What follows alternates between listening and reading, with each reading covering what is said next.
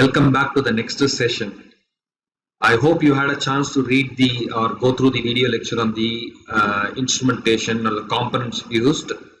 So now what we will do today is in this video and subsequent two videos, we'll essentially move beyond understanding of just the magnetic, resonance principle and the spin physics and the instrumentation to how is it that we are going to form an image, right? We are interested in imaging. So we would like to see how we are able to convert this knowledge that we have on MR signal. And in fact, not only MR signal, we also saw how it can be manipulated to get different types of contrast, right? So we talked about polarization of the spins in static field, and then applying RF excitation or the B1 field in XY plane, and then we can detect the signal using a receive coil. And not only that, we also before that talked about different ways to whatever you are receiving, right? How can we make sure that that is sensitive to certain attributes of the tissue property, right? Your T1, T2, proton density, right? So we know all this, but what we do not know is whatever you are recording, right, of this property, whatever you are recording of the signal, where is it coming from? You need to know in imaging, you need to know where the signal is coming from, which location, precisely at high, very precisely at a very high resolution. Only then imaging makes sense. Just to say, okay, I put this patient and this is the signal I'm getting from him may not be meaningful, right? So we should be able to tell the distribution of the voxels of different properties. How do I know what I'm measuring is coming from a particular voxel, right? Particular location. That is the key. So to produce an image, we need to know the spatial location encoding. However, we cannot do that with what we have studied, only with the magnetic field, the static magnetic field, and your receive coil or your transmit excitation. Only with these two, we won't be able to study. But we took a volume and we used static field and excitation field to understand what signal we got. But that is not sufficient. What is sufficient? We need to have some more information, right? We need to be able to locate, encode different locations with something unique. Therefore, we can tell when we get the signal, it came from that particular location, right? It's not a trivial, by no means this is a trivial extension. Imagine, recall that Nobel Prize for the NMR for Bloch equation was given in early 50s, 1952 or something, for the work done in 1940s. Okay, and then Nobel Prize for putting the MRI magnetic resonance image, right? MRI from MR signal were given to Lauterbach and Mansfield only recently. Recently, the relative sense is 2003, less than 2 decades ago, right? It's always viewed in my mind as recently because I was a graduate student working in imaging, and I suddenly, big buzz about a person getting from medical imaging. So that time it was 2003, so it was all very vivid in my mind. So I always tempt to think it is recently, but I know years are passing by. So, but it's still recent enough, right? But more importantly, what is critical here to observe is from nuclear magnetic resonance, right? Nobel Prize was given in 1952 for the 40s work. These people took that concept and put it as an imaging system in the 70s, and they got the Nobel Prize in 2003, but essentially the work was done in the 70s. So cool 2-3 decades after understanding the physics of nuclear magnetic resonance. So we have just spent about maybe 4 lectures or so finishing the nuclear magnetic resonance physics. We are just jumping here to the imaging solution, thinking as though it's a very straightforward extension or a very intuitive extension, right? So I think you have to appreciate the complex. It's not trivial. I'm going to make it presented so intuitively, try to pretend that, this is very common sense way of doing it. But then you have to appreciate you have to really be ingenious to think about all this complex thing, have your own understanding and interpretation. Okay, so what they basically noticed is the precision, Larmor frequency, right? They noticed that that is a very precise measure of the local magnetic. We know this. That's what nuclear magnetic spin was. You apply a magnetic field, all the spins starts to align and precess around the magnetic field. Right? This was there. But what they noticed is this is very sensitive. Meaning, if I change the magnetic field slightly, well, Larmor frequency also changes very precisely. Okay, so that is a key observation. Once they unlocked this observation, then they said, oh, I have a whole volume. How do I say that each location is different, right? Or the signal that I am receiving, I should be able to say that it came from different location. They said if this is true, then all I need to do is introduce gradients, right? Introduce changes in magnetic field so that each location is experiencing a unique magnetic field, right? Slightly different magnetic field. If each location is experiencing slightly different magnetic field, that means it is going to experience or it is going to have slightly different Larmor frequency. So the cool idea was by introducing magnetic field gradients, the frequency could be used to identify, because if I have different field strength, then the precision frequency is going to change.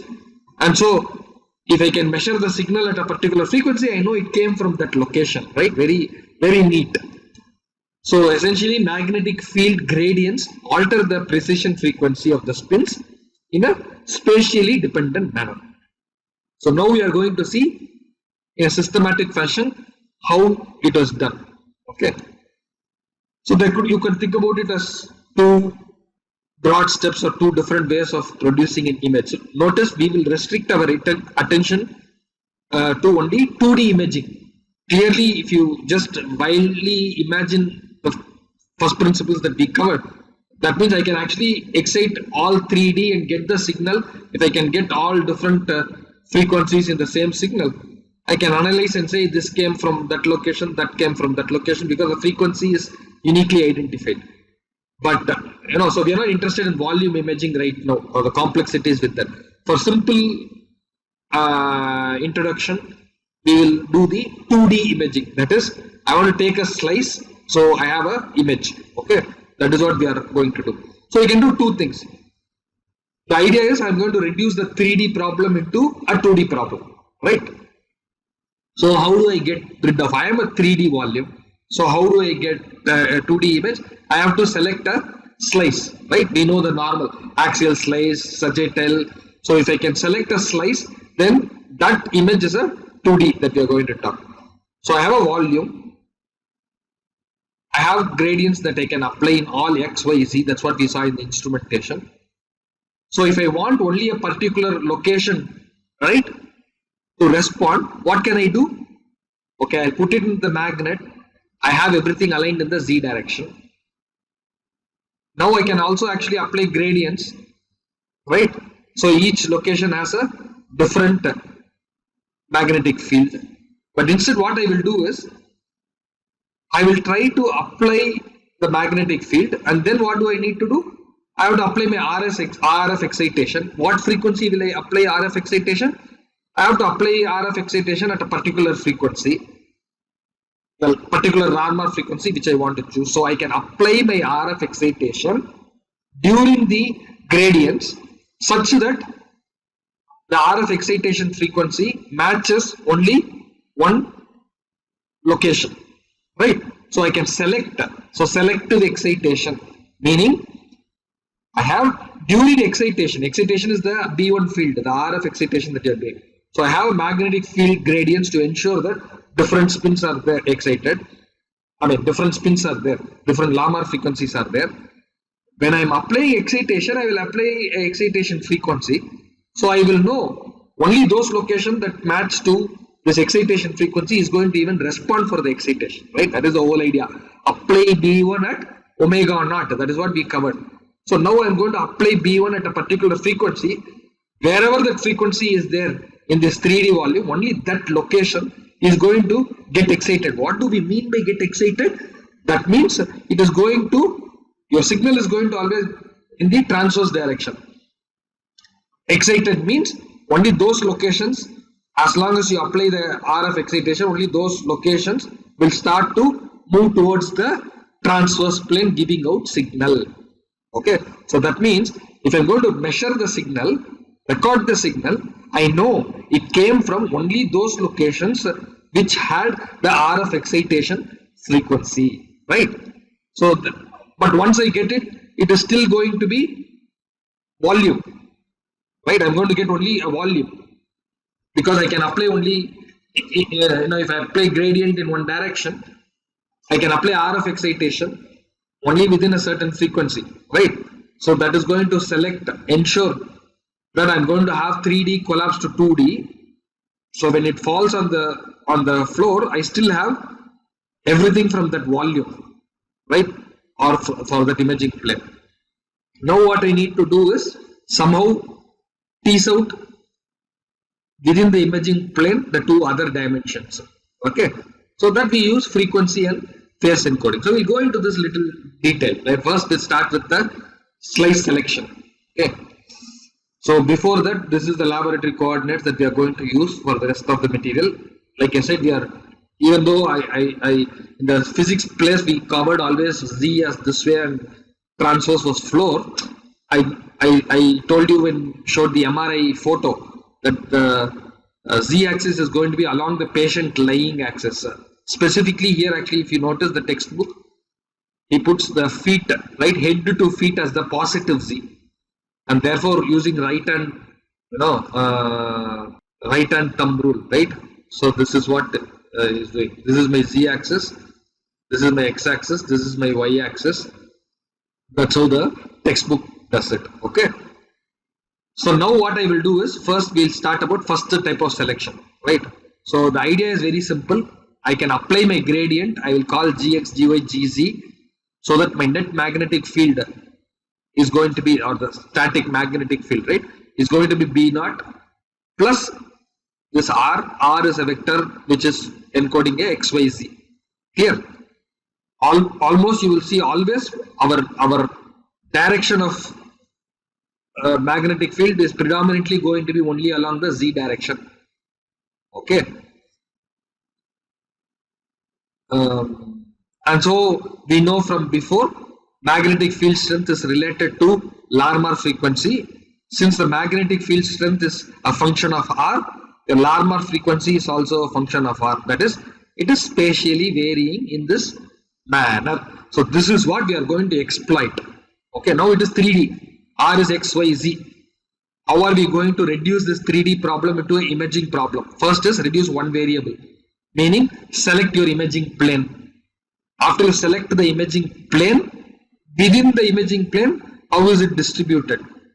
Right? That is what we are going to see. So first your selection. We talk about slice selection. So when you do imaging, you always select a slice first, right? When you show an image, you say this is a slice of axial slice, sagittal slice. So image you have is a slice, right?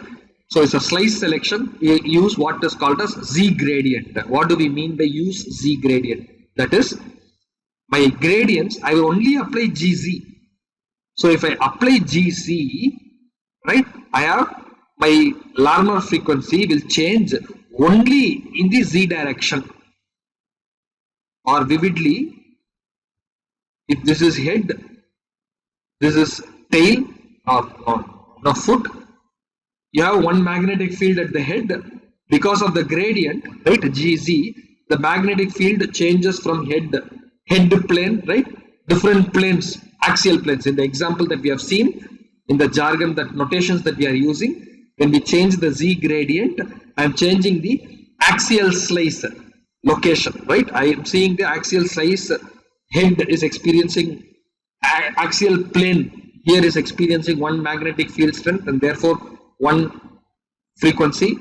Here is different, here is different. Each plane is experiencing different magnetic field strength. Within that plane, right, in the X and Y direction, everything is experiencing the same in that plane. In plane is same, But out of plane, the magnetic field strength is different, and therefore your Larmor frequency is different.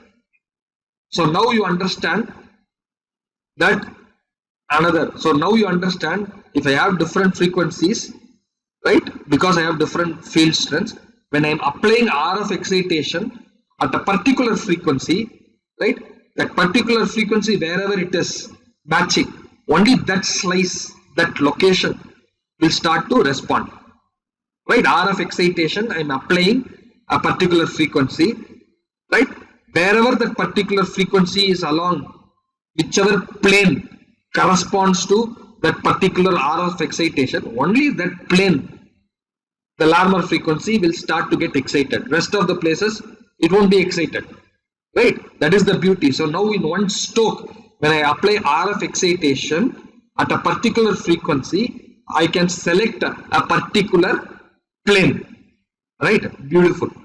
So let's think through this little bit. So what are the parameters that I have? Of course, ideally speaking, I have only one perfect frequency, only one single frequency I have to excite. But if I go to excite it with a small range, right, V1, V2, or frequency 1, frequency 2, there is a small bandwidth.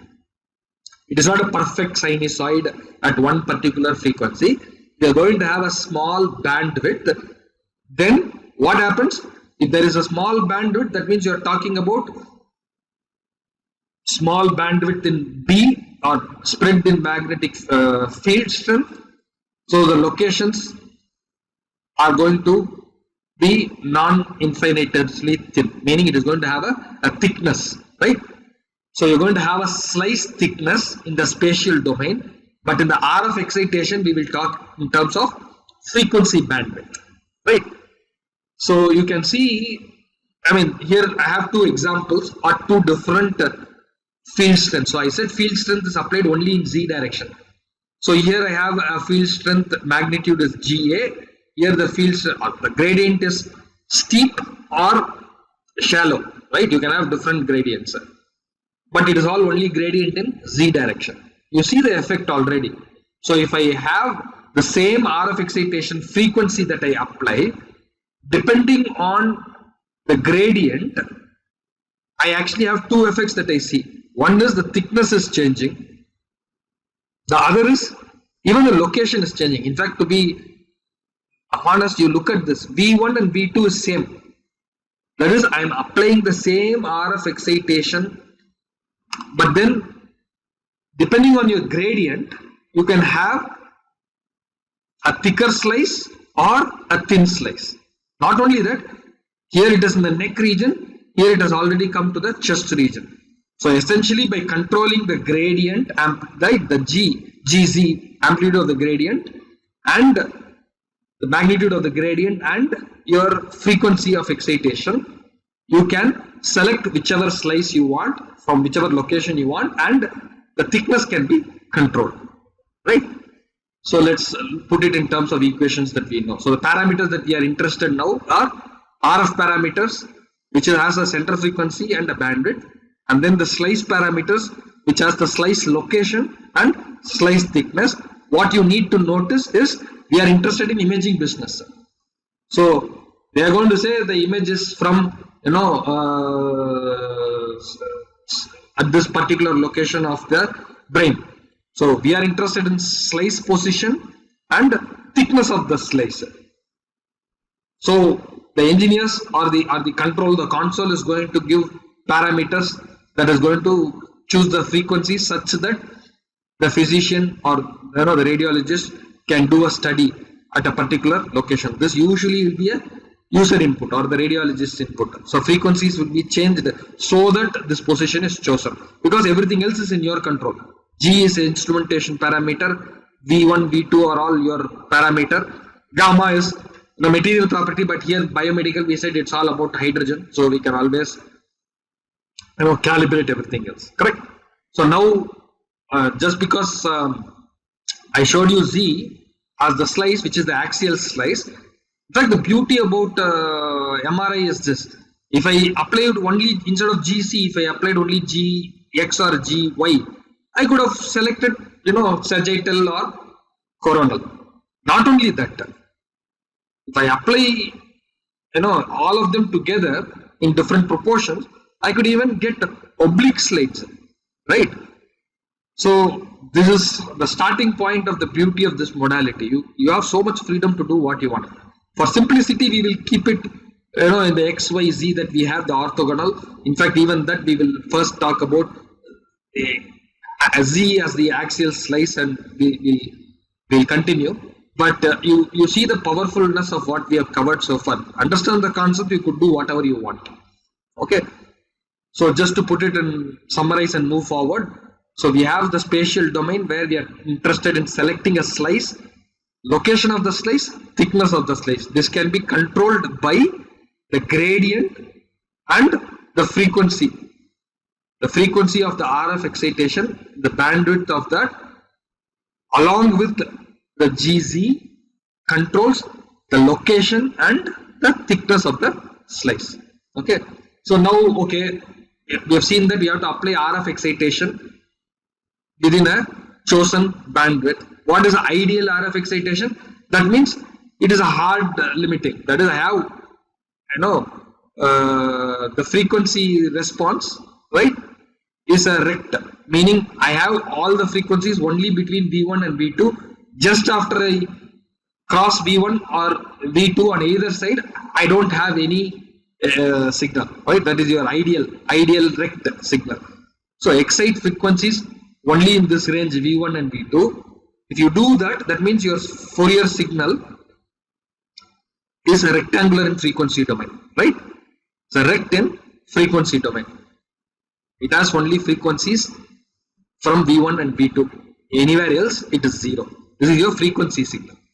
So if this is a frequency response, your time domain that you're going to apply is going to be, rect is going to be sync, right? So your signal S of t will be sync function, which is existing for a long duration, right? So now another parameter of interest for your RF excitation is how long I apply this RF excitation. That will dictate my tip angle, which is related to the gamma, and your apply excitation pulse characteristic A tau t rectaf, this one. Okay, so let's jump into see what if this is the ideal signal that we are applying. What is the signal? We are applying this to your RF excitation. That is your B1 magnetic field. B1 has to rotate or do, and that is given by this S of t. This is the input to the B. So the B has to be applied. Excitation has to be excited. So excitation at a particular frequency, we know how to denote, right? It's a sync function with a particular frequency. Of course, we also talked about relating the tip angle to this envelope of B before, right?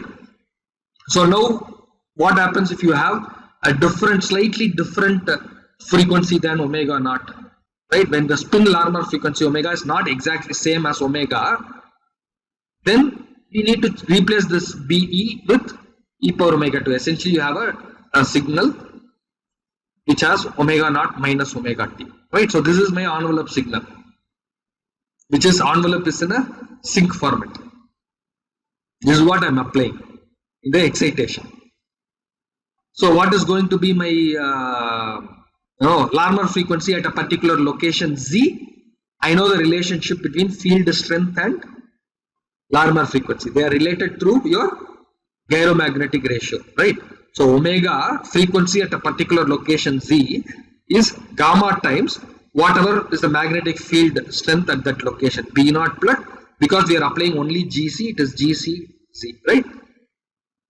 What we are interested is, this is ideal at particular Z, but we know we are talking about thickness. So this is center of the thickness Z dashed. So omega naught is at the center of the thickness, will be gamma B naught plus GZ at Z center, right? And therefore your alpha Z will be this form. What does this say? Your alpha Z is also rectangular. That's what you want to see at that look. What does alpha Z rectangular means? That means only the spins within the slice thickness are responding to this alpha, right? That is what you are exciting. Exciting means if you apply and keep it on, you are trying to push it to the floor. You are saying alpha is also changing only for z minus delta z by 2 to z plus delta z by 2, or within this hard limited bandwidth. So essentially this is saying if I apply a ideal excitation which has only signal in a particular bandwidth, then excitation alpha is also going to be only from there. That means, to stretch your imagination, that means my signal that I am going to record, because remember alpha, when I push it to the floor, you get the maximum signal. So whatever signal I am going to get is also going to be from this ideal slice thickness. But nothing is ideal, right? Practically what will happen? You're going to have some, you cannot apply for infinity, you're going to have some a truncated sink is what you can apply. You have some finite time, right? So when you truncate it, what is going to happen? Your frequency is not going to be hard limiting. It is going to slope out, right? So your slice thickness will not be a rector. Your slice thickness will be, there will be a slope. That is, you're going to have some blurring. So practically speaking, even though we are selecting a slice thickness, we are saying it is from z dashed minus delta z by 2 to z dashed plus delta z by 2. That is your slice thickness. Reality, you're going to get some signal also from the thickness as it is, outside this thickness, because it is moving. How well you contain this is a trade-off that you usually do, right? Very same concept of your windowing in signal processing. Same thing applied here in the spatial domain. Okay. So let's leave it at this. So we say we understand what this is. But what is more important for us to understand is, okay, by doing this, right, I'm going to measure, do I get signal? I said RF excitation, it will all excite within this thickness. But do you think you will get signal out of this? Why am I asking that question? Because remember how signal comes when everything is coherent, right?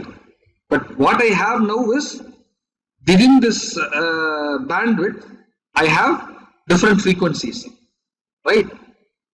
So you can, before doing any further, if you think about it, within this thickness, I have Z bar, right, center of the slice, minus delta Z by 2 plus delta Z by 2, right, the either ends.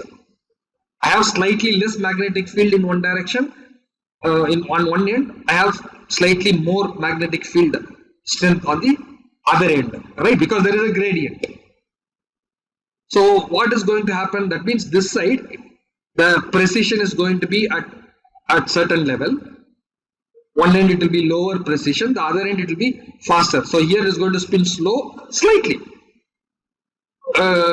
compared to the center, and that one is going to precess slightly faster compared to the center, and therefore there is going to also be some phase shift, right? So what is going to happen? The net effect is from this volume, slice thickness volume, you won't have coherent addition. Each one will cancel each other out, so you won't get coherent signal. So if I have to get coherent signal, what do I need to do? Somehow I have to make everything, spin, come in phase, and then spin at the same time. If I do that, then I will get coherent signal out. So slice dephasing means within the slice there are different phases, and therefore you won't get signal. You have to do refocusing to get the signal. You just put, so different Larmor frequencies across the slice gives rise to low speed and fast on the other side, and therefore there is a phase difference also from minus to plus of your thickness, right? So this is a neat solution. What do I want to do? If I can make everything coherent, that means the slow guy have to become faster, fast guy have to become slow. If we do that, then they will all meet. We talked about similar things when we tried to do the spin echo. Just go back and remember. Same logic. Here what we will do is, we will apply gradient, the same Jz, but a negative, right? Initially we did positive Gc. What happens if I do negative Gc? Oh, the field strength that was high, that location will become low. the location that had higher, lower field strength, magnetic field strength, will become high. That means the precision, it was doing faster. Now I've flipped to the gradient, and therefore it is trying to become slow. Wherever it was slow, now because of the flip, it is going to try to come fast. So you can notice that the moment I switch the gradient, the one extreme and the other extreme are all trying to cross path and go to the other direction. The slow side should come to the other, fast side should go to the other direction. So when they cross this path, so after you apply negative polarity, immediately thereafter this signal will start to become increasing because it is getting away. Sometime it is going to give maximum and then it is going to die down. Right?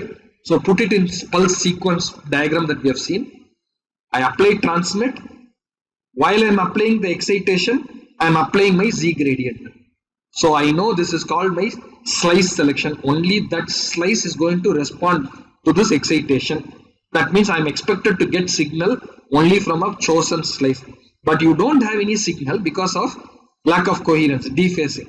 So immediately thereafter, when I switch the excitation pulse, after I switch off the excitation pulse, just immediately thereafter, I do gradient switching. The positive GC became negative GC and I apply it half the duration, right?